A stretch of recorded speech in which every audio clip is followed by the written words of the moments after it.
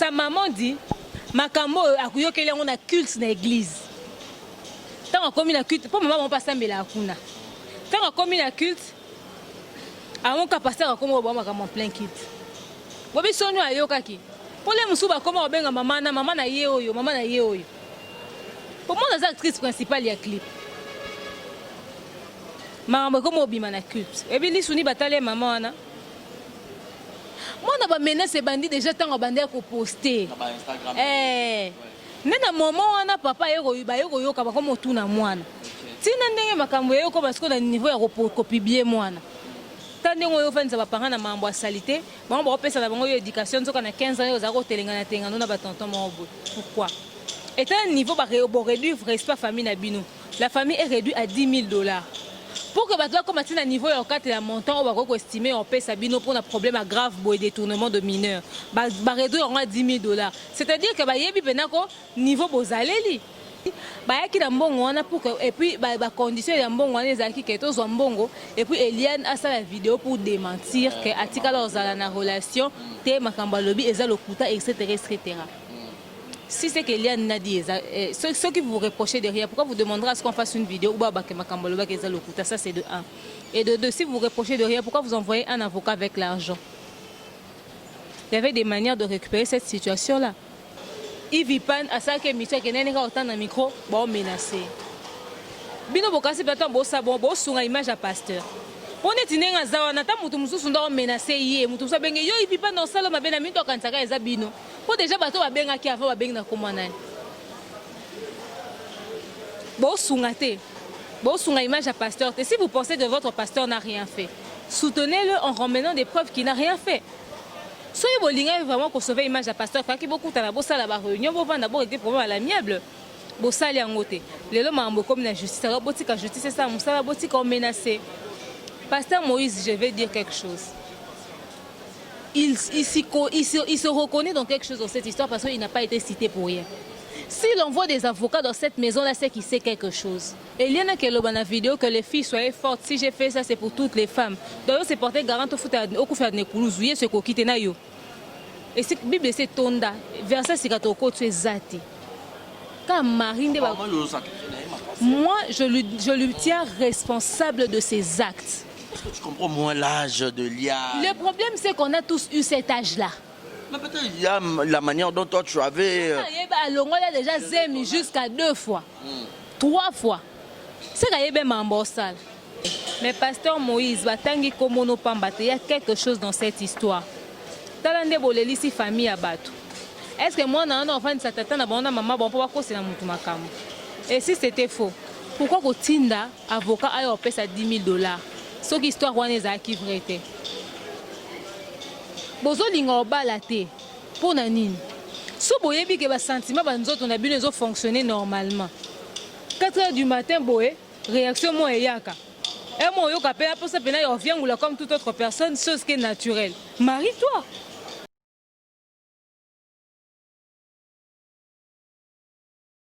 Ornella cosmétique, babi so vous avez besoin vous en un uniforme. Barisi baza monsieur le journaliste bon mon atteint ngai vous avez besoin d'un atteint uniforme maman papa leki tantine ndeko nyonso partout kotala dans le monde.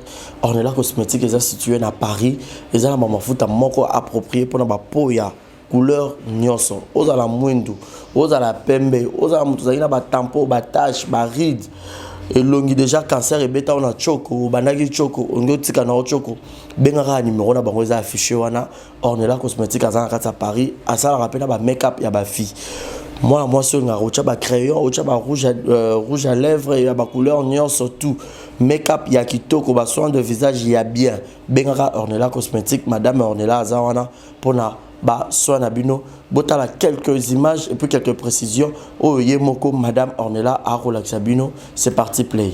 Coucou, salut à tous. Moi c'est Ornella, je viens pour vous présenter mes produits make-up et tout ce qui est soin de beauté. Voilà, j'ai des bases de maquillage. On a des fonds de teint de toute incarnation, on a des concealers, des correcteurs, on a des highlighters, on a des fards à paupières, des palettes de fard à paupières de plusieurs teintes, de plusieurs couleurs en fait. Et tout. On a des poudres compactes. Des poudres compactes. On a des rouges à lèvres mat. De plusieurs couleurs, notamment ceux que je porte sur moi. Vraiment des très bons rouges à lèvres. Très chaudes, qui pigmentent bien, qui tiennent bien toute la journée. Voilà. On a des sprays de finition. On retrouve également des blenders. On retrouve également des blenders. On a des fards à paupières toujours, de très bonne qualité. Toujours. On retrouve aussi des chiffons. On a des chiffons de maquillage. Et tout. On a des eyeliners et des gels des sourcils. Donc voilà. Je vous invite vraiment nombreux à passer vos commandes. N'hésitez pas. Pour tout contact, c'est au 06 05 99 07 72. N'hésitez pas à passer vos commandes. N'hésitez pas à téléphoner pour avoir plus de précision. J'ai plusieurs produits et notamment là, je ne peux pas tout déballer parce qu'ils sont déjà dans les cartons et tout. Donc vraiment, je vous présente les nécessaires. Il y a des lingettes, des démaquillants. Il y a vraiment plusieurs produits que vous pouvez retrouver. N'hésitez pas à passer des commandes et n'hésitez pas à téléphoner pour plus de renseignements. Je vous remercie et à très bientôt. Bye. Moutapembe Moutouamwendo, Barési Baza, monsieur le journaliste. Moutounion, vous avez besoin d'un teint uniforme. Pour ceux qui ont un cancer, baride na misapi, couleur yakitoko ezate, batba wanda rotonga onanzela, batba wanda otala yote. Madame Ria nakata Londres. Ah, mais une solution. Solution, ils ont mafuta o ya sali, ils ont la base ya naturel. Mafuta o te o bache hydroquinone o bache ni mafuta za ba sali on a ba nzete, ba sali on a ba fruits ya kitoko mafuta za naturellement ce que na pona yo et robimisa o ni mbuma et robimisa o ni bouton et robimisa o ni ride et robimisa o ni batache ni batampo. Donc mutoro talanga ngamo déjà na bandai mafuta wana. Madame Ria à Londres, bota tenanga komi mkolo. Nana kin me tenanga sokwa mais pour anene solution est nulle part ailleurs Madame Ria. Yom to ta la biso na Kinshasa vous avez besoin ya mafuta utaka libanda ya mboka et ya awa. Borobenga ka numéro ya Madame Ria yango wana yeko circuler kalate. Ye aro tinde la bino boye bandang borosala po mafuta comme la place nyoso zali. À Londres mais partout dans le monde vous avez besoin de mafuta na ye. Benga ka numéro na ye et koko ma ye penza beaucoup plus yo motala ka Madame Ria bo mona ndenge yemo ka na couleur mo surtout bato pembe o ngai penza pembe na ngai komi ko beba o nga pembe na nga solution ko bato pembe bola na bino pongi po solution monani de yo soka ko chela biso image ya Madame Ria et puis numéro neza affiché wana bo benga epona loposo na bino mafuta na base naturelle. C'est parti play.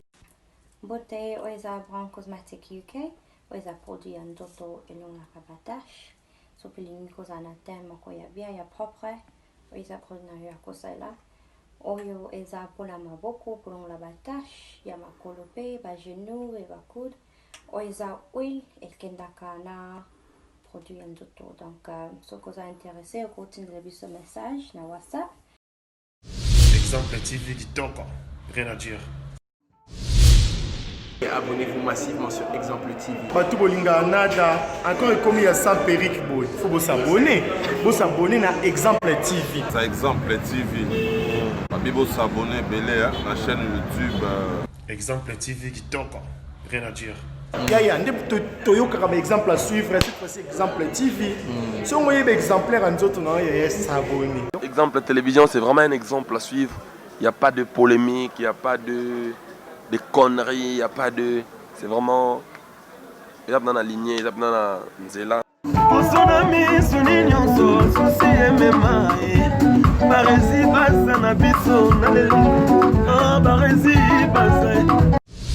Exemple TV Kitoko, rien à dire. Voilà, bienvenue à tous et à toutes, Barési Baza, monsieur le journaliste. Grande ma joie de vous savoir encore très nombreux devant vos postes de télévision. Barési Baza, moi, na ba maman, ba maman et boza kitoko wa pibino mo boyebi place boza ba parler, ne bo répondra parce que Barési Baza na za penza moi na ba maman.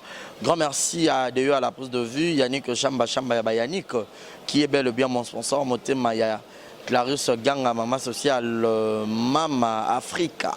Et un grand merci à Malik Arafat, Lemon Abidi, Bruno Aruna E19, Willy Claude Djama, Monica Makama, Maman Brian, et Bébé Seigneur, Maman Kenaya et puis Primaël, et sans oublier Jérémy à la merveille, mon mamie, et Gilles, mon ampoutou. Il y a Igot Kamazi depuis Montréal, depuis le Canada, depuis quelque part. Vous savez tous, l'actualité nous oblige. Nous sommes là juste pour vous informer et courir derrière l'actualité. Ces métiers nobles, nous avons toujours l'habitude, lorsque l'actualité est bimi, nous sommes là pour analyser, pour mettre le point sur les i et puis tirer quelques leçons et puis pour que tout informer bateau batal arabiso. Et toujours avec Demer Nyangi Mukusi Atalo, Babi Barezi Baza les professeurs des élèves. Demer Nyangi na fongola penanzela batbaro ya belé. Mais côté on est au bana marambango pour mora ebige papa par rapport à Spirintu. Donc Demer Nyangi, ma fille, je l'appelle comme ça affectueusement. Mobutu tonton. King. Voilà. Bonjour Barezi Baza, bonjour à tous les abonnés d'Exemple Télévision. Nazan Instéron Yaobo Nabino Lissou sous l'élo. Vous appelez Instéron certainement Yaomo Nanga. Vous avez Barezi to garçon des problèmes. Bisayo, Demer Nyangi, 100 000 vies. Encore et encore. Netsngana audio, Nabiso Ramissik, dans les commentaires, il y a des gens qui encore beaucoup félicité, qui te dit beaucoup de courage. Tu es une fille intelligente et tout et tout.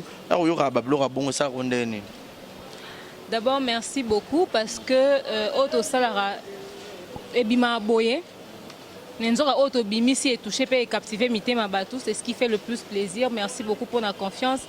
Merci de reconnaître quand même que na Auto Loba qui boigne Zala, qui pour nous soit mon que boigne Zala mon gars critiquer, à tête qu'on critiquer Zate mais bino botala bozaki qui pena honnête na bas sentiment na bino. Merci beaucoup. Merci bien d'avoir on a eu du mal à avoir ton numéro, le nom de la chaîne et tout. Numéro a toujours plus 243 81 37 26 458 plus 243 81 37 26 458. Que vous voyez la Centrale Buzz Congo Télévision en tout cas. Voilà. Le Cambo est touché par homme de Dieu. Tout le monde est réalisation. Il y a frère Michel Bakenda. Il appelle vidéo, capture et bimi. Toyoka qui pète au banner comme moi je croyais que c'était une buzz. Alors que c'était vrai quand Eliane a posté. Moi je croyais que c'était un faux compte pour salir l'homme de Dieu, pasteur Moïse Mbi et la réserve de l'Éternel. Or que c'était une histoire vraie. Oh Yemoko Eliane n'a pas parent naïbe monsieur Ezali. Bah balancer les bisous quelques extraits. Ah de toro le babou. Et rotala qui n'a nous tout banana dossier à Eliane na pasteur Moïse Mbi.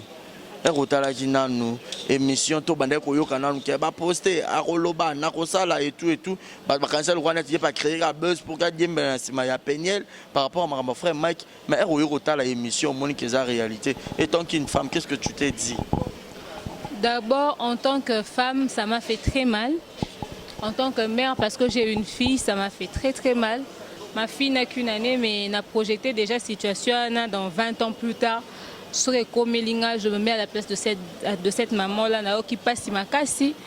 Parce que être moins fragile et tout ça, n'a protégé, n'a beauté, n'a protégé, tu vois, c'est ce qui fait mal dans l'histoire. Et Nathalie ba vidéo na bango de ba parents ba lobby na qui passe na moté matala niveau bisoba na to comme ça ba parents. Papa penza vandi boazu bo papa na ya tiango na sepa wanda loba makamwa mwana. Na banda ko ba parents ba opesa biso éducation mususu biso libanda to sama mususu. Na ndako ba parents ba omona mwana za na 15 ans nzoka mwana na libanda sia kokisa 30 ans. Bana ba 15 ans oyo. Ba bilo ba koma osala. À ça la relation à 5 ans à Moutouana. 5 ans moins mais surtout tu calcules âge 20 ans moins 5 ans. 15 ans. Il y en a 15 ans, il y a ça va devoir les premiers de la classe, il y a tonton moi Vraiment. Dans l'histoire, il y a un peu comme tonton, homme de Dieu, mais beaucoup plus avec eux, ils sont une fiancée, Christian, mais Christian on peut parler, ça se peut rapprocher, il y a homme de Dieu, Babloumo. Il y a un peu il faut éclairer ma mort, le bien. Et il faut expliquer, partager ma cam. Parce que nous avons englobé, parce que nous avons englobé. Si on attend Kabola, là, il faut Kabola. Ce fameux Christian qui, soi-disant, a trompé Eliane avec une autre femme qui est la meilleure amie d'Eliane, Taba garçon. Et puis il y a quelqu'un qui m'a dit, il y a un ami qui m'a dit que Christian loue chez lui. Et Christian a moins sérieux dans Saranate. Moins sérieux dans Saranate. Oui. Puis le petit pénal, il y a pasta. Il paraît. Bino ne bo fingi ça va pas ça bo salir ba réputation na bon. Ozano na kindumba na na kipite na otambola nango minzo ozo bioza biura pasteur. Atako tu pasteur asala mama na te metango za na pire petit lo lenge lo waya yo ba mo ndeke yo genda ko lokote yakende ba momo pousse yakende pembeni. Yango ba doit interpréter ki ba doit ba kite. Christian na segeza ba jeune aza ba genre ba petit oyo ba kenda ko zo ba vie na ba momi ba ela bango. Il est temps d'expliquer que ça 5 ans type wana babana qui depuis qu'elle avait l'âge de 15 ans a bisi biso à quel moment abandonné na Christian parce que so banana Christian biso vidéo ya photo ya demande na mariage to mona za dia mukolo azamu amukete et si quand on est venu faut me départager les biso kota na ndenga na comprendre te mais na yebi que na ba poste na aloba ka basa ki 5 ans. Donc voilà. À ça qui 5 ans et tout. Peut-être qu'il y a une maîtrise, il y a une bien parce que Abi Bazo menacé, il y a déjà qu'on appelle la menace et tout. Il faut le bandé tout bien pour te défendre. Ça le bien te le banini. Yo le ko le makambo. Si c'est en fait la petite n'était pas préparée. Vous tous comme vous voyez tout, vous décidez de copier tout ce que vous voyez. Comme excusez hein, non c'est vibreur hein pour son téléphone et sonner moi Jean tout ça Moussala et tout. Yo moni el peignel azo bane mambo libala ni ya mobali ya bala yo zu peignel comme exemple le but tu m'as donné le courage de dénoncer yo dénoncer. Oh préparer qui terrain te. Au sécuriser qui territoire na yo te. Ce qui s'est passé tout autour de toi ce qui pouvait se passer tout autour de toi face à ce problème au bandé ko pesant ngote. Yo ega parce qu'on t'a dit qu'il y a la caméra que tu dois dénoncer au bandé le makambo toré à travers. Résultat ngo wana. Elle s'était pas préparée psychologiquement ni physiquement. Comment expliques-tu que sa maman dit makambo akuyo kele on a culte na église tant comme une culte pour maman pas sambela akuna tant comme une culte avant ka pasteur comme ba makambo plein kit bobi sonyo ayokaki pour les musuba comme obenga mama na ye oyo pour moi la actrice principale ya clip maman comme obima na culte et bien li suni batale maman na papa zoloba Makbayokeli basangwana bat bazo benga bango bazana bana ba réseaux sociaux mais ba très actif ba réseaux sociaux te moi na era ke poster ni ba komo benga allô ici la terre boza wapi indi nde ba komo yokela bakam or yo zana ba situation ya bongo so kozaki vraiment na souci de dénoncer je pense que papa dit ça ba parents ou ba papa et maman et nga na na veut mo yo sala bino tant on a zaki na 15 ans type boy tout papa bien le papa que moi na ya lobaki et puis moi n'a pas l'habitude de manger lobaki yango après ba résultat que mission bien te bien te c'est otale bien te le papa dit na tika liko yoka likambu wana te tango ba pele komi kokota da komo benga so komo ba ndeto vandisi mwana to nudité voilà nudité mwana bango ebimi ndeba te kota nudité te mwana ba menace bandi déjà tango bandi ko poster na Instagram nena moment wana papa yeko yoka ba komo tuna mwana tina ndenge makambo yeko parce que na niveau ya ko publier mwana tango moni ba komo menacer nande ba komo benga nde ba parents ba yo tuna mwana mais qu'est-ce qui se passe nde mwana yo loba ce qui s'est passé que il y a ça nda yeko expliquer mais dans notre temps a bomba ki makambo est-ce que mwana ngo a 15 ans ngo aza capable de bomba mambo bo peut-être qu'elle avait peur quand même peur ya nini biloko ya bonko yo le papa parents peut-être banga ba bétailler peut-être bon ce que banga c'est que dans la conscience na mutu na réfléchissait déjà elle savait distinguer le bien du mal elle savait que l'oro bobaloba na ba parents et l'oro bobaloba na ba parents pourquoi elle ne l'avait pas fait aujourd'hui nous le condamnons tout simplement parce que elle n'a pas été prudente elle n'a pas été sage au moins nous besoin azamwa muki azaki azamwa na muki âge de jouer non on a tous eu cet âge là. Il y a des choses que moi j'ai fait à cet âge-là que j'ai fait en âme et conscience. Si elle avait peur, si elle savait que c'était des choses qu'elle ne peut pas dire aux parents, ça veut dire qu'elle avait une conscience qui fonctionnait correctement. En fait, le problème, il faut différencier les choses. Quand vous dites qu'elle avait peur ou que c'était l'âge, en fait, elle ne pensait pas que ma problème en a des conséquences. Bon, moi, je suis 15 à 17 ans, je suis lingi balingaka. Le quoi batama bon mako qui me l'empenda quoi. Ya ebeka na lingi nanga mobali. Naza na mobali, o sanga ba promesse, ayebete ke linga kezo ba tournio eziwana. Azo reprendre conscience de ba conséquences parce que ndenge niveau ba koseli ende sikoyo. Mais est-ce que tu as comprendre que na 15 ans d'abandé kobima na pasta pour demander mariage basali na Christian exactement za mukolo na mulaini wana mobimba. Peut-être Christian on peut-être la couverture tendez à la bassité monsieur zara tout le monde a peut-être PDG morazane marié mais alors on a plus petit mais dans moi les moment bon bino bobala nae pour on la bando ya wana. Mais c'est des bêtises. Barisi à l'âge de 20 ans on va te faire un seul jeu de cette manière là.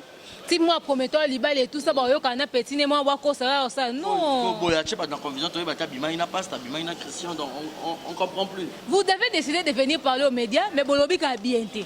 Vous commencez à faire appel aux gens, venez nous aider pour soutenir Bisso. Mais déjà quand on veut prendre l'affaire, on veut mettre ça comme ça sur le tapis, on veut mettre ça à nu comme ça. On n'arrive pas à comprendre les choses. Tandis que les autres, quand on rassemble, monstre et puzzle au bolobi. Mon tout petit canal version na bino.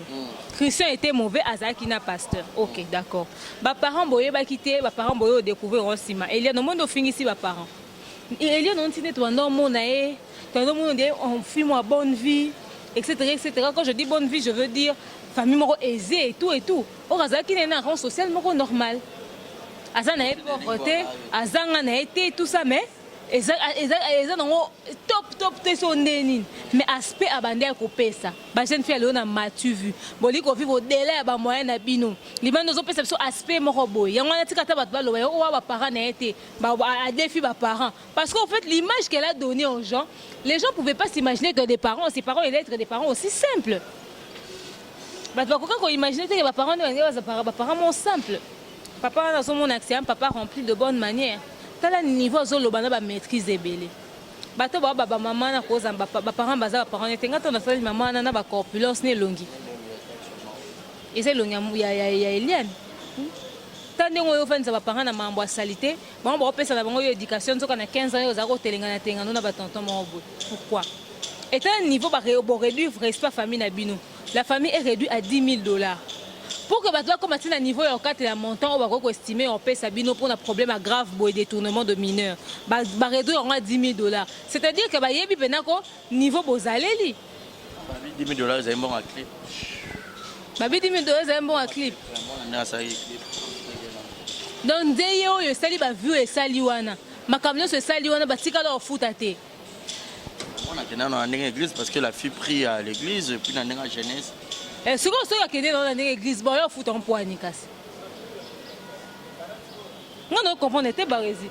On a tout ça les contrats. Ailleurs tout ça les missions, tout ça les missions. Na comme ce qu'on lobby na lamu qui na bifo fout un normalement mission tout ça là qui.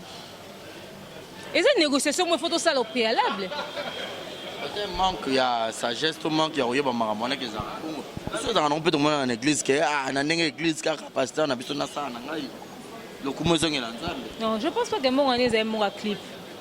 Les amants qui peut-être pour par rapport à la situation. Ça la vidéo pour non, parce que le gars a dit ça aussi. Il a dit bah qu'il a bon pour que et puis bah condition il bon les qui est mbongo et puis Eliane a ça la vidéo pour démentir que atika dans la relation té makamba lobby eza lokuta etc. etc. Si c'est que Eliane n'a dit, ceux qui vous reprochez derrière, pourquoi vous demanderez à ce qu'on fasse une vidéo ou ça c'est de 1. Et de 2, si vous reprochez derrière, pourquoi vous envoyez un avocat avec l'argent? Il y avait des manières de récupérer cette situation-là. Vous aurez dû vous rencontrer, parler, discuter, mais bon, récupérer cette situation-là pour que la réputation abatteuse à la salité. Les organismes et les droits de la femme se réunir pour nous défendre Eliane. Est-ce que vous changez l'image? C'est vrai que vous sauvez peut-être pour la réputation. Mais bisogno surtout la vidéo n'est pas comme si besoin les calamités na biso. Bisogno surtout la réputation n'est pas qui sur les réseaux sociaux na mitu na biso. Il fallait ba katalika mwana katango banda qui na genèse ya likamwana de faire ba katango. tu as mon que Eliane a comment poster ma caba publier pour nous sauver na image à pasteur na image à Eliane fait qui ya vers la famille ba luka terrain d'entente parce que Eliane n'est pas si adulte que ça, elle n'a que 20 ans. Nengazana banzoto nezo sabi moi si mususu oko promettre mo le romo mukebo aliati on pe na mutema étant en monique au promettre que le salami et puis mo sakana pasteur Moïse tonton boa kama bongo tonton kitoko bongo ya pasteur bongo ape na mbongo bongo ana bete pas ape bien ape na succès na et puis makambu à promettre lorsque l'eau moi bongo mona comme memo de gauche à droite mbilinga eh au craquer sur sa maîtrise surtout comment on l'a lolota déjà des bozananda kunde bando soko makolo so usote ndenga bando so mikono sa jeune nandolia ka ba fruit so salele anano salele bitabe mobile nga na jeune a fruit ndenga bando yebisa o lelo photo sala nini le photo ke ko sala évangélisation na nzela to ke côté ndeni banda ko accompagner o memele bible ozolota dande bando vana kiti bakita cité betala liboso na yo na pembeni alati chemise rose na kata veste noire yo poati ensemble veste noire na chemise na talon rose bo concorder mino ndoto elia na lota ko sa baje na ajona bana ba fantasma makasi azo fantasmer na ye azaki déjà dans ba rêve déjà ça planifier qui futur na ye maintenant eloko esali pas ces années choc ya oyeba keli comme na bande rolota yango ba pese be taka aza actrice principale ye oyo parce que peut-être longi pe bande ko senga bongo ba fille ya bata bongo critère bata bongo ce ko ba combien na cité bete yo kena na culte kuna te ya musika te na la compassion ke beta to ba bebe bazawana bana bazawana babilongi bongo eze belé et puis moi je me dis que ça va penser qui est parti rôle wana na cité na kata clip wana c'est pas pour rien soit c'est une fille que bazaki ko apprécier pas ça musane bien na kata église soit ezaki pour na intérêt mo boy peut-être na ndenga ba rapprochement na bazalé nango tu vois teyo fo zawana yo na monsieur quand c'est que clip ngo yo ba embela kinde ye osomon donc basali lo moko boye et la situation ba koka ko récupérer mais ba koki nde ko gérer ngote après yango memi bango esika les awana et memi ba bisike memi bango wana mais ce n'est pas tard il est possible de récupérer la situation ba arranger à l'amiable plus les choses continuent plus les choses avancent plus c'est comme vraiment penza que impossible de régler le problème. Imagine que net na mitonga sali direct ba signaler ba diversité bete bando signaler direct na butu. Ivi pan asake mission que nene ka autant na micro ba menacer. Bino bokasi bata bo sabon bo sunga image à pasteur. On est tinenga zawana ta mutu mususu ndo menacer ye mutu so benge yo ivi pan no sala mabena minto kansaka eza bino. Po déjà bato ba benga ki avant ba benga na komana. Bo sunga te. Bon, sur l'image à pasteur, et si vous pensez que votre pasteur n'a rien fait, soutenez-le en ramenant des preuves qu'il n'a rien fait. Soyez bolingé vraiment qu'on sauve l'image à pasteur, parce que beaucoup de la réunion, vous avez d'abord été problème à l'amiable. Vous savez en côté. Les hommes comme la justice, la justice, c'est ça, la boutique comme menacé. Pasteur Moïse, je vais dire quelque chose. Il se reconnaît dans quelque chose dans cette histoire parce qu'il n'a pas été cité pour rien. S'il envoie des avocats dans cette maison-là, c'est qu'il sait quelque chose. Bon, moi, quand la communauté a besoin de minutes, Dieu leur impose une repentance et une repentance sincère. Ma besa mingi 2020 zambalingi bêtise. Ya on zamba zoko papo la pena zoko palola ndamba zoko sokola bon ndenga osaranate. Si on peut voir des frères comme Michel Bakenda être publié, on ne sait plus à qui faire confiance. On a Moïse Mbi au cœur d'un scandale, on a Mike Kalamba au cœur d'un scandale, on a Michel Bakenda au cœur d'un scandale, mais tout ce qu'il y a banani na kata gospel en mboka na biso. Bana mibali ba sambwe boy. So ça que ça doit bien que beta tout na kota ba basi pe to yo kama kambo. To yo kama kambo. Bandeko bota mo malamu te pasteur Moïse Mbi et vraiment moi je suis déçu par la manière dont vous avez géré cette histoire. Et pour nga oza musali na nzambe je pense que makambo ku fabo mo na ndenge pa ba bible o tenge so ta genèse le bible Matthieu le bible mais na ndenge ba bible bo régler selon les orientations de Dieu. Mais so comme a déjà tina niveau à justice c'est que nous avons pour battre là que image à pasteur ça pourquoi il y a un c'est la makambo porter plainte famille Eliane nous te porter plainte pasteur a porté plainte. Le pasteur n'a pas porté plainte. La logique des choses, famille fallait porter plainte parce que bon, bah, déjà aux attaques. Apparemment, bon, bah, j'ai besoin d'arranger à l'amiable pour babantimia. Babano aux attaques comme on en a balancé. Toi, tu penses que Nengelia Naza film encore à côté de la situation dans la vie. Tu connais combien de filles dans la même situation qu'Eliane? Le problème réside dans la vie, il faut s'aimer soi-même. Pourquoi je le dis?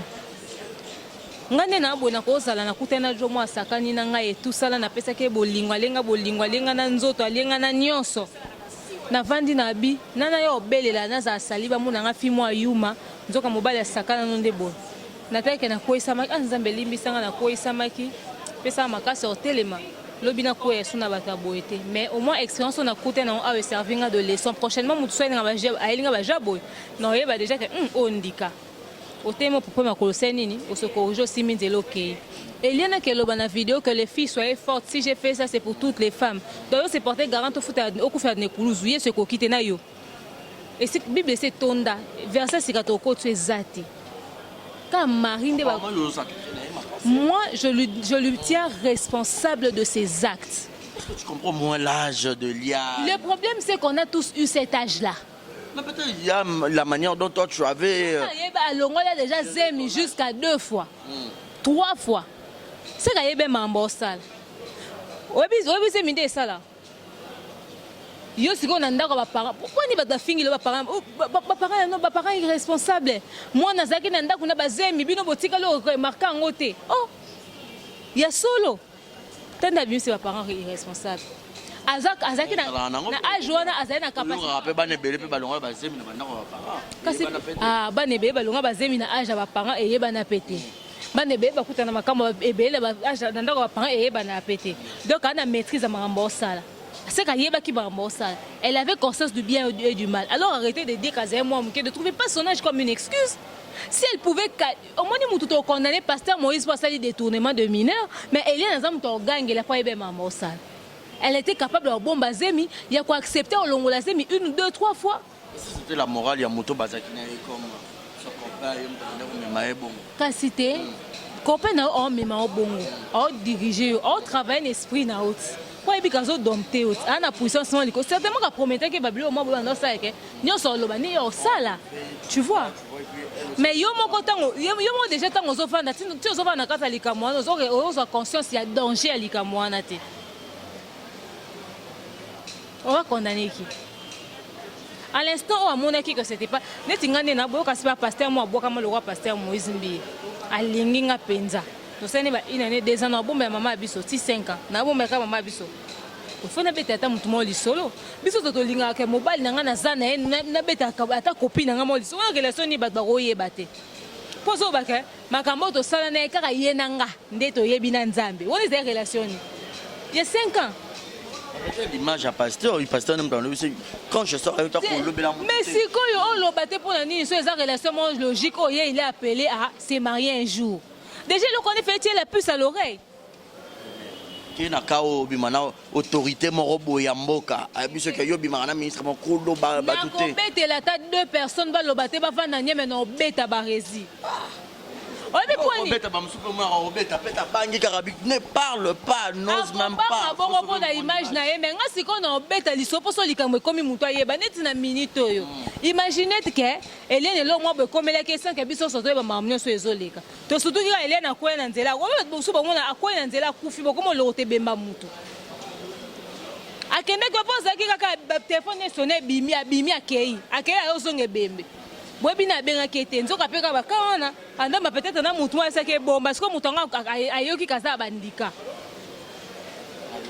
aluki ka maman alongola. Voilà pourquoi to beta ata lisolo parce que si oza bandika na peut-être même susu oyebi yepele musu bandika na musu ayebi le musu kapache na bandika na yebi belinda belfu kanda na bandika na yebi pourquoi na ko beta yo ndika musu mena BTP kapache musu na beta musu pour que lobi so likamboye. Au moins, pour être 3 personnes, on va s'attendre à verser. On va dire que on a bien. Ndika oza boye verso yo pesa yango te verso vere yango osomona quand pas chipe son ndika na mo boye mais mutu beso ndika na il faut toujours avoir raconté au moins moi so zakata na preuve ata ya photo ya pendant que bazaki na type yango ya bandenge mo boye ezakata na maboko ata ya mutu est-ce que ya olinga bongo tobeta lisolo ya nani deme nyangi zonga na côté wana ye aolinga te nga naobetela lisolo Eliane ya Pasteur Moïse te naobetela lisolo ya Eliane deme nyangi yo ozokondane kaka bon oza no impartial okoloba mais kotala sikoyo na minute famille Eliane bamemi dossier na justice baimage ekolekana na palais de la justice. Gros bébé. La petite poupoule.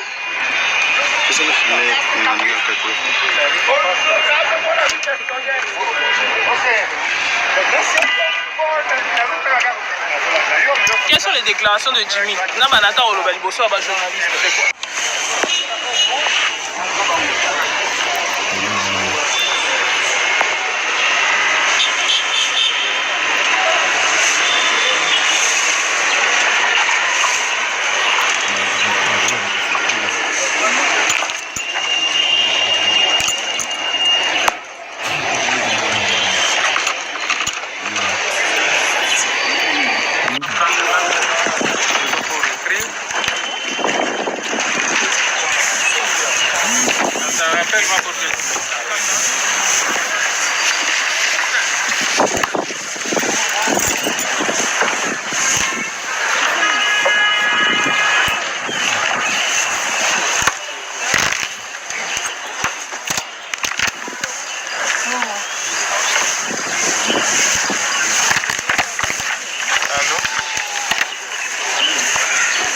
Pas un trésor.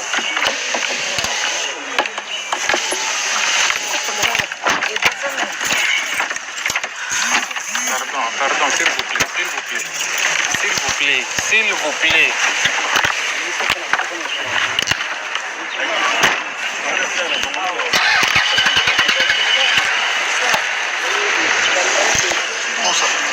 Papa, est-ce que vous avez un mot par rapport au... Non, on n'a pas un mot à dire pour l'instant. Okay. On laisse la justice faire son travail.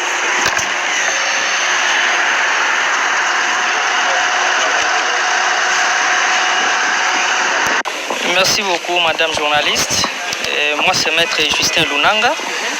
Toye ko déposer plainte pour la cliente Nabiso, Eliane, Aza victime, Tolingi est à droit. On a déposé notre plainte en bonne et due forme pour que justice et salam Nango. Votre plainte contre qui?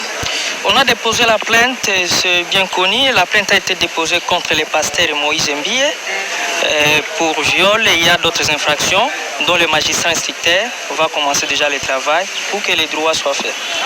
C'est un grand homme, Yambo Kanabiso. Est-ce que vous avez de preuves?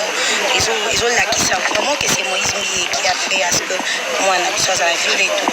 Cela, c'est un travail du magistrat. Nous avons déjà déposé la plainte en bonne et due forme. Le magistrat instructeur va faire son travail. S'il va même dire, il va envoyer les dossiers en fixation. On va déterminer si les faits sont établis ou pas. Jusque-là, on a juste déposé la plainte. Le magistrat va commencer son travail pour rechercher les faits et vérifier sur l'élément il y a des faits infractionnels. Voilà, mais est-ce que tu as infraction s'il faut citer? S'il faut citer, madame, ça, vous savez que nous sommes dans une phase préjuridictionnelle, c'est au niveau du parquet. On ne peut pas étaler tous les faits. Le magistrat va faire son travail. Est-ce que vous savez que c'est grave parce que Moïse Mbie a été dans Mboka et sécurité, il y a un qui s'est rassuré. Ce n'est pas dire que Yazamutu est grave. Vous savez vous-même qu'il y a un principe en droit. Il y a la légalité de tous en droit. C'est un principe connu, un principe d'ordre public. Donc tu peux être, c'est une personne qui sera jugée comme toute autre personne.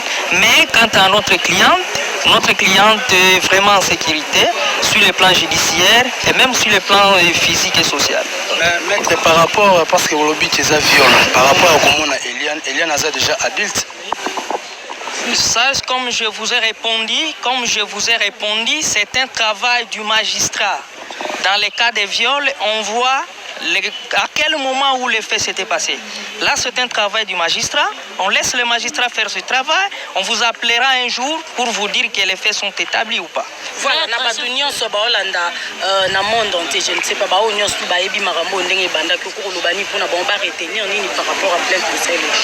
en tout cas, nous voulons qui est bateau Nyoso Bazo Landabiso, et même les autorités judiciaires, que la justice soit faite pour que notre cliente soit rétablie dans ses droits. S'il vous plaît, maître, pourquoi depuis longtemps vous déposez la plainte haute et vous choisir car un moment pour l'année? Je ne sais pas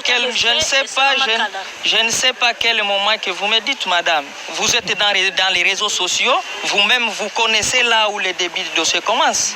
Alors, quant à ça, il ne faut pas me dire à la période du dépôt de la plainte, à la période de la commission des faits. Donc, comme nous on t'a déjà dit, on vous a déjà répondu, laissons le magistrat faire son travail, on verra des plus dans la période prochaine. Ouverture, il y a dossier quand Dès maintenant, il y a ouverture parce qu'on vient de déposer la plainte. L'ouverture des dossiers est déjà là. Il y a déjà un dossier au niveau du parquet général de grande instance de Kinshasa-Gombe. Je n'ai pas ces informations parce que je ne suis pas son avocat. Merci. Est-ce que c'est une bonne manière de la justice pour peut-être que précieux les cas qui a menace l'État catholique? Oui, quand on a condamné Eliane, ils ont dit moi, Eliane a un âge. Si on a 27 ans, donc Eliane a 20 ans, il y a au moins 3 ou 4 personnes entre Ngai pour nous combattre notre âge à Eliane. C'est-à-dire moi, on a sali ma bête au bendena de matoi. Tozo benda mwana matoi pour na ndenga kanga ki munoko loba ki teta ulika mango zaki na ba situation wana. Et puis andima qui relation wana, andima qui histoire wana, a vivant na yango depuis tout ce temps. Nous t'était que le fait que Peniel à l'oba qui n'a pas réseaux sociaux, peut-être qu'elle n'allait jamais sortir ces choses. Parce que dans cette histoire, autant il faut a exposé na famille na ba parents nae.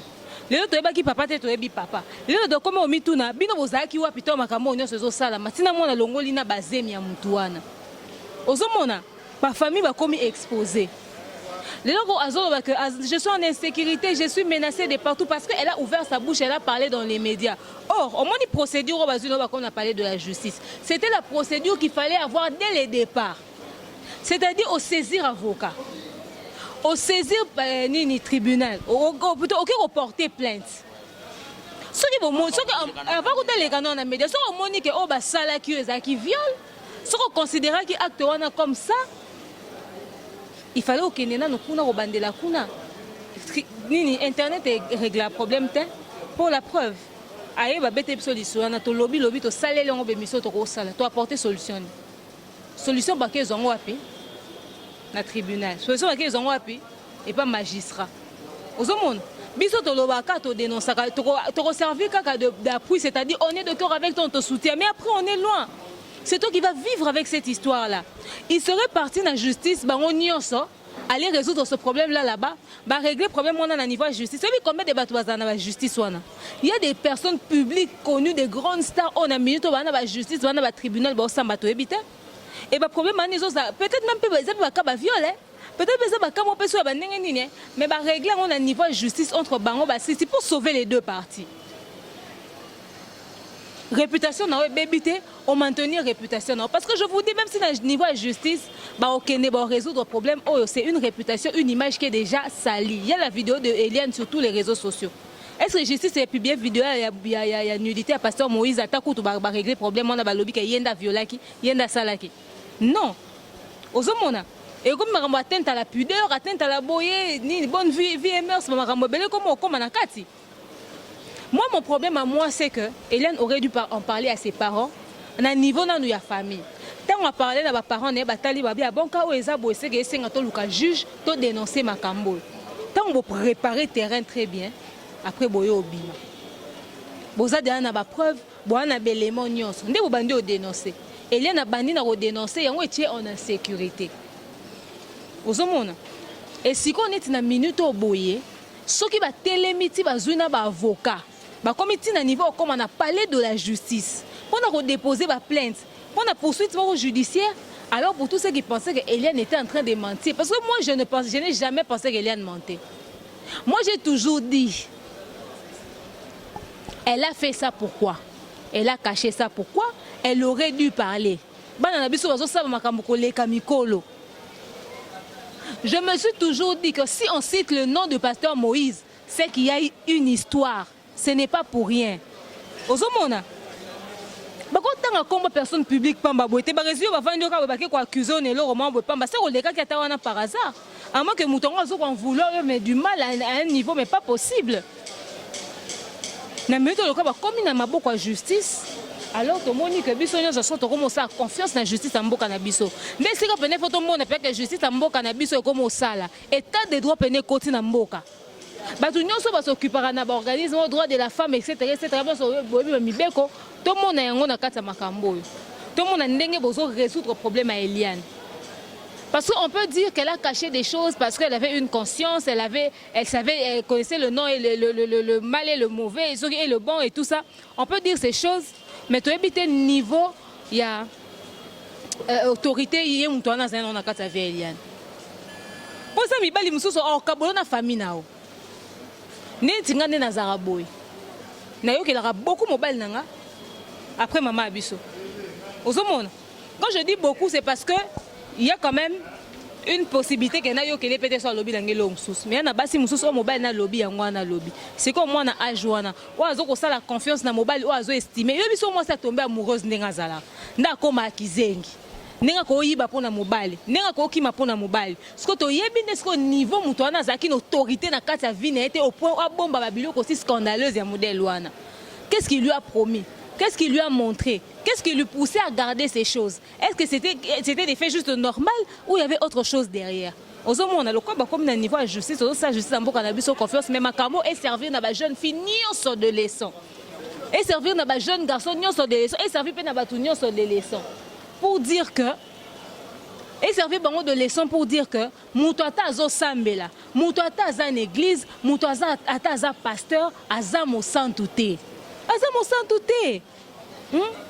donc ba pasteur o bozomona basa na nzambe nyonso bomona ba santu te baza basantu te baza bato wa biso ba na makila na mai na nzoto basala rapé ba erreur baza pe na ba faiblesse donc situation oh est servir bato nyonso bakanisa ke ba pasteur baza basantu de leçons bazongo vraiment au sérieux et ceux qui toko soutenir Eliane to bendie matoi parce que aza mwana azaleki to bendie matoi tozo condamner Eliane leki na biso parce que asali erreur mo we mwana babi qui aime bien châtie bien mwana so asali mabe faut bende matoi il faut démontrer pe ba faiblesse na ye et si kambe ba na ezali yango ne to démontrer et na minute on baza maboko ya justice tozo sa justice confiance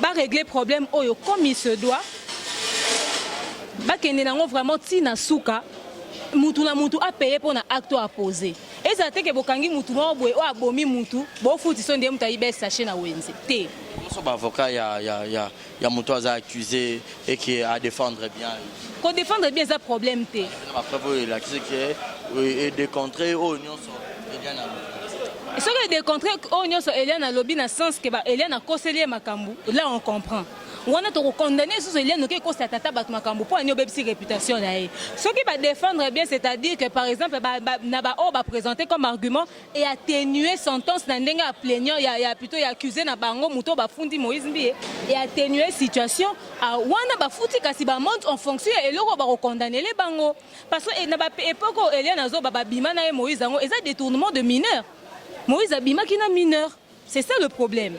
Donc pour la accusation ça soit va se défendre bien ba atténuer makamuna ba propos na bango OK. C'est ça. Biso basi. Toza soza mobile na yo olinga mingi wana muto obeta lisolo. Yaza ko bomba ngo bongo makasi bonga za banga ba botole mobile yango to ndeni tala lelo. Tala lelo. En parlant de photos, nous avons une personne publique qui a une photo pour ne pas que... Si vous avez vu que vous avez une bête, si vous avez une preuve, vous avez une preuve. La preuve, vous avez le retien. La preuve, vous avez le retien. Il est impossible d'avoir fait 3 mois avec quelqu'un sans vous être pris en photo. Non, quand on a fait ma colo. Non, ba photo ba nude ata yo moye tinga bona vana chérie na ngato vandi pembeni bona ndo kanga ba photo ba nude. Pour ça na ngoni. On va ça ba vidéo sexe tape en amour. Bon, peut-être c'est un kiff, c'est un délire mais après on va supprimer, on va pas garder ça pour que ça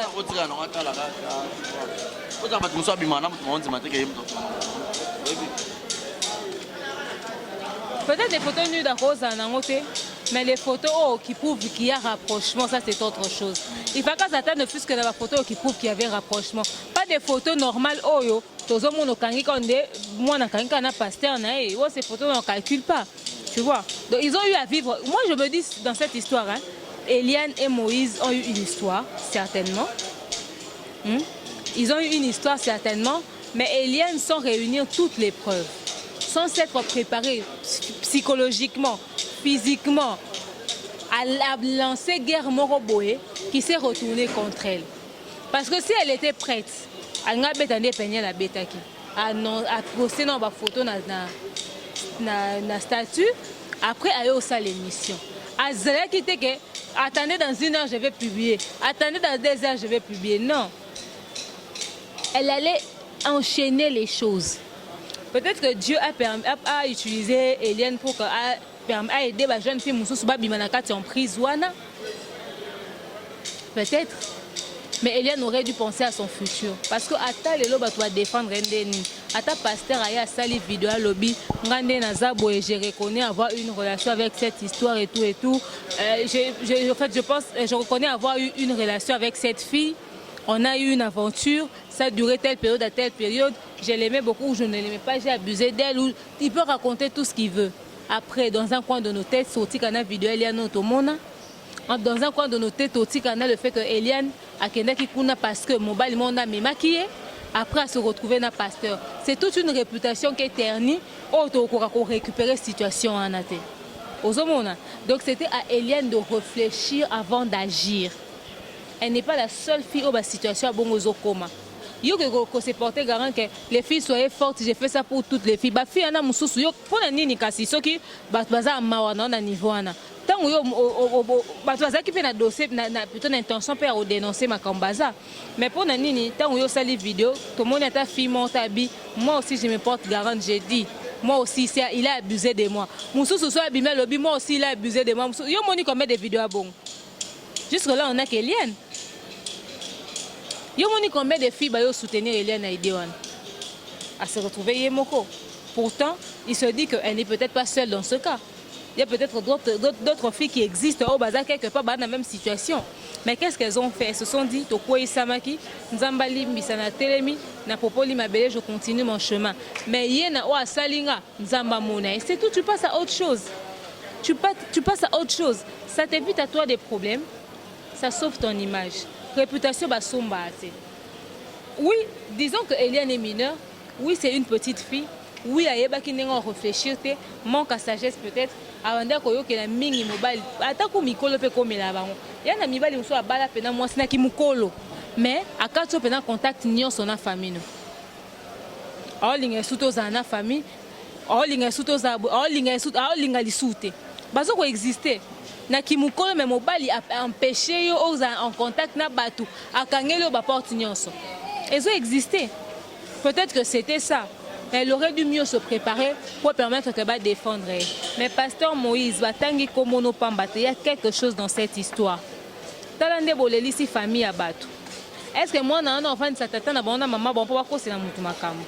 Et si c'était faux, pourquoi Tinda, avocat, a payé ça $10 000? Ce qui histoire est à qui vrai. Bozo linga balate pour nanine. Si vous voyez que les sentiments ont fonctionné normalement. 4 h du matin, réaction moi et yaka. Et moi, je comme toute autre personne, chose qui est naturelle. Marie-toi.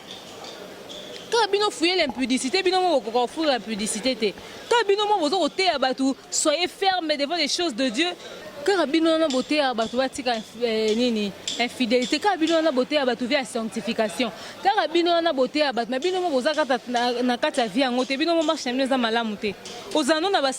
chose qui est naturelle, tu es un être humain, tu as des envies, la chasteté, alors marie-toi. Marie-toi. C'est vrai qu'il y a aussi des jeunes garçons, on n'est pas bon, à se sentir prêt à mariage. Libala, ils Mouzou est moral et se sentir prêt à une autre personne dans ta vie. Mais quand tu n'es pas prêt à te marier, mais ne sois pas aussi prêt à aller toucher par-ci par-là. Ne sois pas aussi prêt à aller sauter les enfants d'autrui. ozaka a boye bopesi promesse et puis jeune pasteur ebele baza kata makamwana aye a pesi promesse mo aliba le simbita tiki bino pe boponaka ake pe kuna simba ke kuna non bino boko se comporter c'est pas une manière ya ko détruire les hommes de Dieu to ko salir bango ya en citant leur nom na ba bêtises et tout parce que pasteur Moïse Mbia a préparé pe album Triomphe au Robima le 15 février c'est peut-être pas une manière peut-être que ça complot ya batu basali pour que ba arrêter to ba baby ça to ba nuire image ya album ya pasteur soki pasteur asala makambo wana o bazo ko accuser ye asala kiango après siko bato ayo asali on 5 personnes bato wana ba 5 wana ba comploter ba lobby loko asali ngoyo asali nga asali pena ye to comploter to yo kana to détruire ye wana ba comploter pona eloko oyo yo salaki en âme conscience mabe ezaka soki osalaki eloko wana te ba koseli o makambo wana nde mabe komi na niveau wana mais soki asalaki yango ba comploter le yenga na moni o mabe te basalisa mutu oyo asali eloko tete oh plutôt si tu n'as rien fait et qu'on te salit ça c'est autre chose mais quand tu as fait quelque chose et qu'on dit c'est que tu as fait ça c'est pas être sali hein c'est ce que tu es qu'on dit ça c'est pas te salir. On te salit en fonction de ce que tu as fait et non en fonction de ce que tu n'as pas fait. Non, c'est différent, Barézi. Toi, tu penses que c'est un hasard?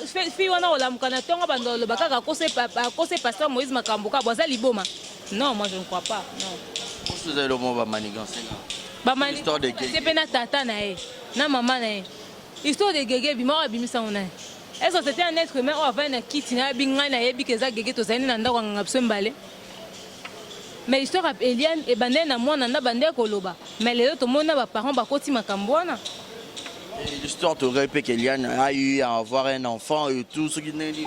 Moi non pas publié ça qui wana ba bibi que les na ya bota na na pasteur et je crois pas que l'histoire en question pour comprendre vraiment qui dit vrai et puis dans des dossiers sensibles bah pasteur va homme de Dieu fallait que koluka pata média ngo koluka ko se justifier par rapport à une manière ba média tozawa neti biso boye tozolo baka makambo to lokota sur les réseaux sociaux ba information o tozolo lokota sur les réseaux sociaux yango nde to memela bino bosomona mais so bo que c'est pena o tozolo baté parce que selon vous on vous salit dans ce que l'on dit plutôt nous analysons les faits bo bengi biso bo pesi biso version des faits na bino quand nde to loba bo to lobela to kuta cher tin to kuta na biso cher teza na montant vraiment dérisoire na ba niveau na bino zambo moi mukie. Ils ont vraiment bon moi vous contacter biso. L'équipe de pasteur, l'équipe de pasteur, c'est ça. Oui, avant peut-être qu'il y a justice pour atteindre peut-être opinion ou soit à atteindre peut-être que Bélé base à la bien informé sur la situation. Toza on a besoin toza mingongo na bino. Normalement. Et le récit moi c'est biso to ko dénoncer toza condamner Eliane Pozale qui pose à moana. Mais l'adulte dans cette histoire, c'était le pasteur Moïse. Quand toi, tu es un adulte et qu'on t'a cité dans une telle bêtise, au lieu de nous consacrer tout un culte pour sauver ton image, tu aurais dû nous contacter, nous la presse, ou contacter quelques gens des médias pour faire circuler un message, une vidéo du pasteur frère Mike Salaki. Au cette vidéo, moi, il y a 1 minute où tu t'expliques. Bon, si tu es sur ton média, tu es posté sans problème. Ou contacter sur conférence de presse, mais non, tu es au micro, parce que ça va de ton image. Imaginez-vous ce que Eliane pas qui vidéo moi a publié. Eliane ça net bandé ni na minute. Vidéo na pareil Eliane a tine yangonde pas. Ah lo banga na bika na tinde ki onka mutu moko. So comment est-ce que bino pe ba boko ozo risque wana obimisa vidéo atindela kaka mutu moko. Comment est-ce que zo kanga bino? Moi nana za moi na Eliane net singa dia maman moi na bandé ko douter muke tout simplement parce que la fille de je ne te lâcherai pas Naomi. Bakabele kumubali bakabele na bana. Fils célibataire à botate. Tu vois, sur internet les gens aiment parler, aiment raconter des choses. Au moni. Donc moi na pena na tseka on kate raison Alexa qui pena moi na oui kaza moi na Eliane. Depuis moi j'avais douté fort qu'elle avait des enfants. Moi ce qui m'a plutôt surpris c'était de voir qu'elle était d'une famille normale. Bah image en op c'était pas ça et tout. Et tant tout le monde a qu'un clip à yo. Tout le monde a qu'un level mon boy. A mon aspect mon boy. Et puis on a monné na vidéo sur Instagram, na monné na ndaku ndenga loba. Na bi à part monene mais c'est une petite fille. Asa pena mwana mukie. Une peu kibo mwana. Nane lobeli. Kibo mwana. Na okeli na mao. Tala ndengo ki okota na piège mo boya ngo foko loba kaka. Avortement wana. nani nda bana ko même pas docteur et puis docteur en OP pas bana ko sali kama to infirmier il va attendre ta comme ta docteur na ben infirmier to ke luka bon to tendre ba ngata micro normalement fa pas mona est-ce que bana ko kene kana na niveau na dem so za ok clinique ngali mate boy to esa micro ba der kuna soit bana ko kena nani na ba bureau ya pasta to za faut que na hôpital moi mné na viso clinique inoise so pe mongala e so pe mama ye mo so pa ke na hôpital nini wana ke na banane bo pas que ça pour prendre matin hôtel dimanche ta ke tika muta sa kirtage ya ngwana etango za na likamba lo be fa lo bambala mo 5 minutes au komika on me menace je sais pas soit parle carrément comment est-ce que les gens peuvent avoir des problèmes avec un pasteur et se sentir en insécurité. Oh, bah c'est un ensemble, bah la Bible, bah la verset biblique, nous c'est régler, faut ça pour sécuriser. Mais les gens ont des problèmes avec un serviteur de Dieu, les gens ont peur d'un serviteur de Dieu. Pourtant, à général, à ça esprit, à ça comme mouton, à binzamba, à binzambe belé.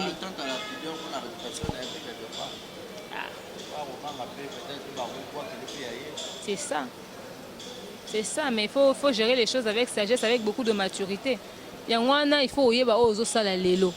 Ba sentiment mais marabino kilikilité. So oyebi ke o bala no mwana batute tikaye. Mwana mukie bon ataki conscience na ataki motema na ataki molimo na ebo sakani nebo. Et pourquoi les hommes de Dieu doivent être cités dans des tels scandales? On dit nzamba linga faire passer biso message. Pasteur Moïse il prêche très bien, il chante très bien. Il a son succès à lui, qu'est-ce qui lui manque? Qu'est-ce qui lui manque? Oh, pour na bala faut botondi sa stade. Au sein besoin de sa stade. Tenez aux ans autondi si mukili na ba communauté mususu ba ota la biso. Et les loba ribablo a boebi. Imaginez-vous que la vérité yo bima na sima que l'histoire de Eliane est vraie. Et bien niveau église ané panzan. Ba bongisa makambo. Exact. Voilà, merci beaucoup de sur ce sujet. Un grand merci à Malolo, Malorus, la Congolaise. Je ne pourrais pas penser à celui qu'on appelle le Succès Kassongo, garçon bonbon. Succès Kassongo, je te salue. Un grand merci à Julio Monamputu et Geto Kamazi depuis Montréal. À tout seigneur, à tout honneur. Et encore une fois de plus, Jules Zamunda Motema, Julia Welo. On dirait qu'il y a Preston, maman à Preston. On dirait qu'il y a vu la natte. Voilà. Et un grand merci à celui qu'on appelle mon papa Dakekanza. Motema Yajina Wajina Mona Yolo Mona Dallas. Je vous salue depuis quelque part. Donc je vous signale déjà que c'est Barizi Baza, monsieur le journaliste. Moi, ma maman avec demain Nyang Moukousi Atalo. Boibi ke bo sopel rabiso ba commentaire, bo bois ke rabiso ba like, bo partager émission, bo kende ko tinda parce que demain on a ngai to bim sarapenza. Moi mayele na mayele yango pe sarapenda bombe. Côté sujet, alors toujours touché peut-être dans l'impartial, toujours au tala. Demain, est-ce qu'ils étaient diable à combattre les hommes de Dieu? Il y a un ça la bombe. Mais, excusez, diable va combattre toujours. Parce que c'est un homme de Dieu. Diable a dit la prière, mais ils ont utilisé le point faible de Nabino. On a seulement lié Bassi. Yo moni va plier pour la mobile. Mike Kalamba va accuser d'infidélité basse. Moïse Mbié basse. Michel Bakenda basse. C'est que ça va point faible na bango. Debe atakaka ke sika faiblesse na yoza makasi. Alors faut pas lukanzambe na bosolo. Nous allons voir le faux aussi. C'est ça. Moutoumoussou ça n'est fauté. David coûte l'homme selon le cœur de Dieu à Boma Moubali à Moutou. Pour botoler moi si. Peut-être que dans leur intimité avec Dieu, il y a de la sincérité. Tout va bien dans l'intimité avec Dieu. Mais quand la chair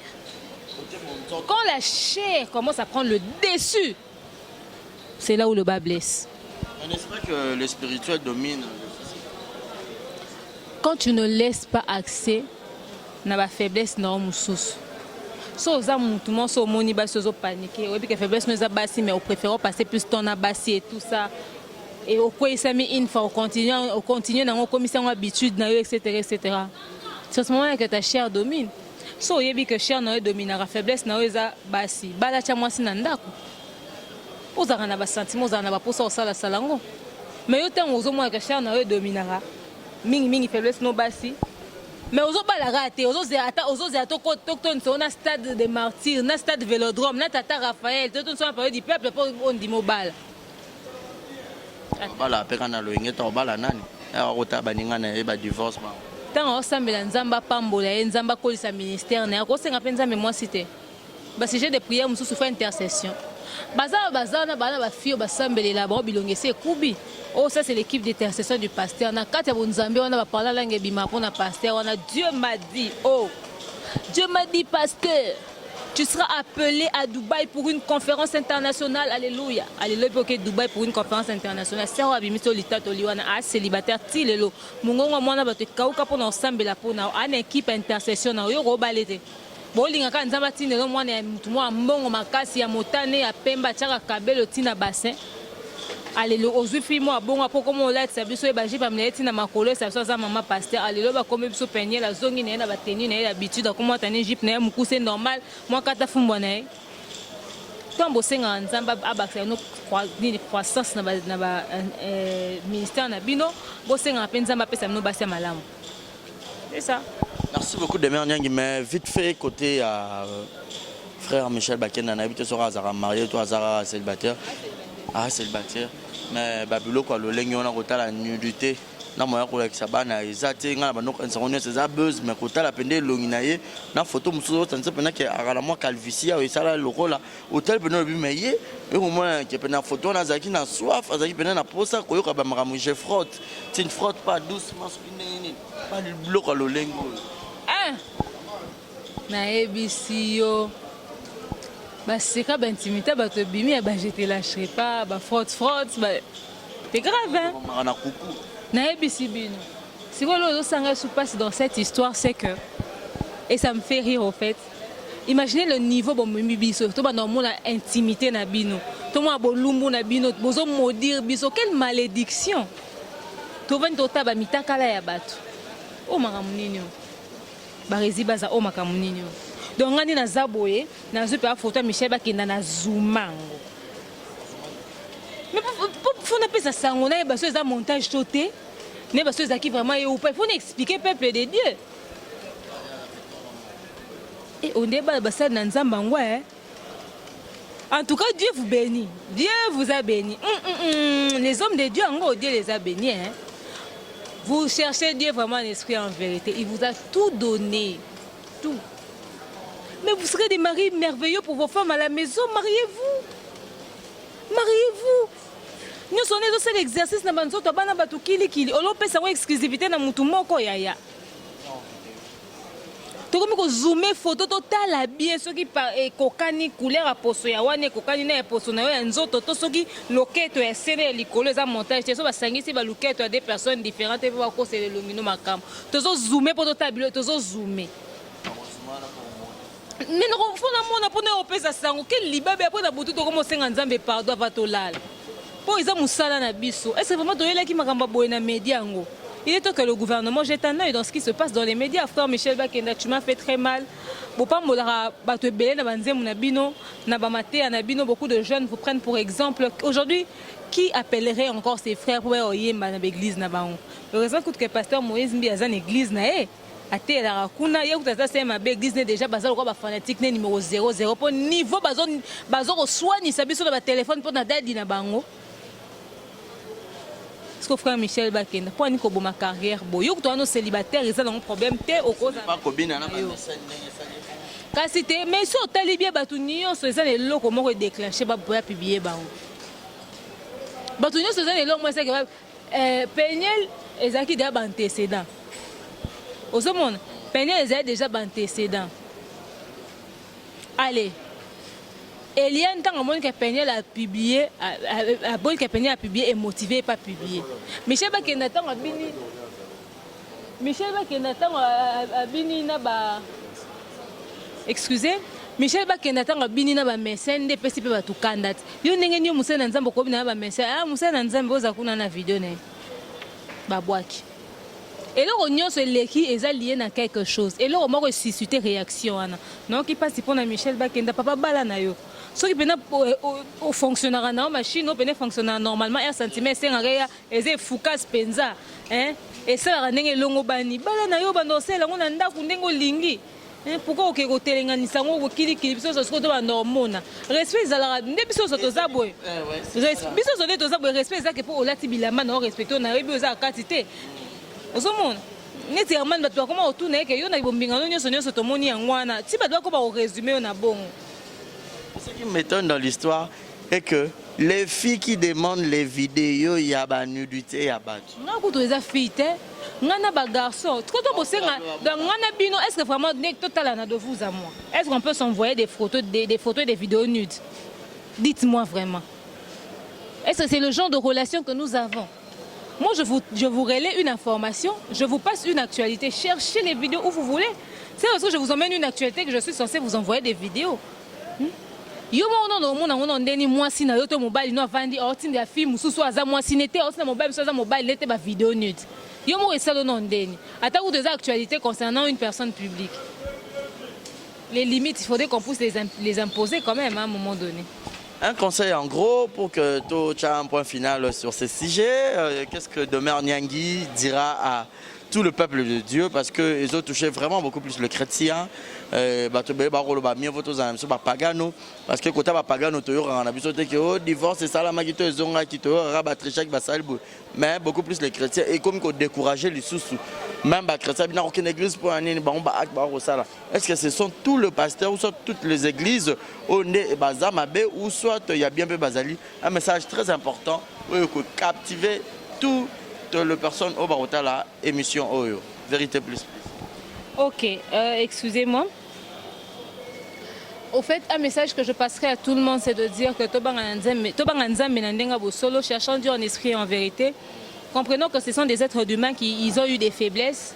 Et yangwana bakoyi na obako isami mais sous ces faiblesses eza bango fi na bango mais siko loko akoti na bonzambe meka ko couvrir yango mais en vrai peneza pena makambo sala ka eza pena oyo azali alors to bunda que makambo wana nyonso esila alors le plus tôt possible photo bunda oyo nyonso azaki cité na kata ba scandale oyo aza courage na à demain ayo senga peuple de Dieu pardon toza bana mikiete to osarana te makambo nzambe faut zo yango sérieux et biso bato to landa bino faut respecter biso. Et Dieu vous passe un message, faites vraiment stop au fait, n'a pas bêtise, s'il vous plaît. Merci beaucoup Demer Nyangui. C'est par ici que nous mettons un point final. Fidèles amis internautes, ça n'est fini pour aujourd'hui. Nous avons fait cette analyse pour que toutes les personnes au Barota Lango tirent juste quelques points sur sur cette situation. Un grand merci à vous tous qui étaient tellement nombreux à nous suivre. C'était la Barésie Baza. Moi, Naba Mama, monsieur le journaliste, à la présentation de cette émission. À la prise de vue, c'était la Deo Mafa, donc je lui salue. Et un grand merci à celui qu'on appelle Jérizing à la merveille, mon amami, les mamans de Chiquito Djogo, et à mon avocat privé et personnel. Là, je vois monsieur Cicéron, maître Molima. Donc je te salue depuis quelque part. Un grand merci à celui qu'on appelle encore une fois de plus. Attends, Jimmy Toulangung autour du monde. Jonathan Gananga, Jonathan, Shekina Vumi Kitoro Petaï, Karine Manessa, Maneska Yanzam, moi c'est Anzela Minou. Donc un grand merci à toi. Medika Bambalou Koussa, Babi appelle en urgence. L'homme qu'il promet et qui réalise, Jonathan Gana. Comme Dieu a appelé David. L'homme selon mon cœur et moi je t'appelle affectueusement Jonathan Gana. Et merci aussi à mon manager Zoé Nzazi le puissant. À Kinshasa, mais très puissant, Zoé Nzazi. Et j'ai un service à l'agence Yassur. Où ils ont à Paris, en toute sécurité. Au Bengikara, numéro ils ont affiché Baroya, Barozo Akoli, Barotina, on a Kinshasa, Brazzaville et puis Angola. Ils appellent la Turquie, ils ont presque partout. Même Mingi Bazan à Paris. Demain, nous sommes à la fin, nous sommes arrivés à la fin, pardon. Quelques dédicaces pour que nous séparons. Non, ça a mise à jour à liste ma banga nanga donc on s'en a demeuré à boire que ma banga contacté on a plus de 143 81 37 26 458. Mais grande équipe de Central Boss Congo Télévision, je vous salue. Le King Akam Boss Mobutu, tonton Frédéric Toumba le Barba Papa, le King Airbag Jocelyn Bagua Bidebran dans la photo d'Iva Plus et Mamimi, des salutations à toi, ma Déborah Kamanda, maman Linda MK, Bosé Bélé Bolinga demain je vous aime. De partager massivement les vidéos et de prendre en compte vraiment Marambo Tolobeli, c'est très important. Merci beaucoup, on vous dit bye bye et d'ici là portez-vous bien et bonne suite de programme. Exemple TV qui toque, rien à dire. Et abonnez-vous massivement sur Exemple TV. Batou Bolinga Nada, encore commis à sans périque, il faut vous s'abonner. Vous s'abonner à Exemple TV. C'est Exemple TV. Bibo s'abonner belé la chaîne YouTube. Exemple TV qui toque, rien à dire. Yaya, Toyoka comme exemple à suivre, cette fois-ci Exemple TV. Si on voit exemplaire en autres, non, il y a s'abonner. Exemple télévision, c'est vraiment un exemple à suivre. Il n'y a pas de polémique, il n'y a pas de conneries, il n'y a pas de... C'est vraiment... Il y a dans la lignée, il y a dans la nzela.